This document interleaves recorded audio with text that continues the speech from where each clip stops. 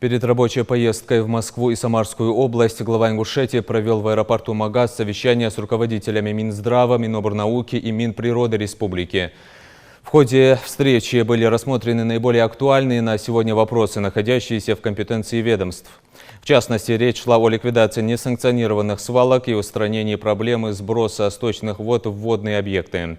Согласно данному, по итогам обсуждения поручению главы республики, региональному Минприроды предстоит провести анализ текущего положения и разработать до наступления осени программу по выходу из него.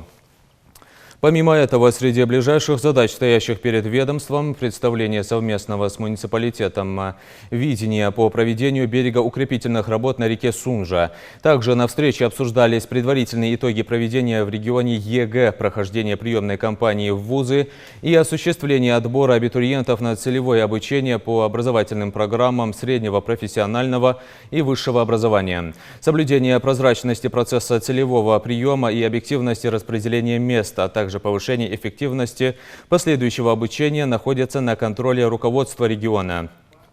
Для случаев возникновения жалоб, связанных с нарушением указанных условий приема, работает телефон доверия Управления по профилактике коррупционных и иных правонарушений администрации главы и правительства республики 8 87 34 55 0507 и 8 928 697 66 95.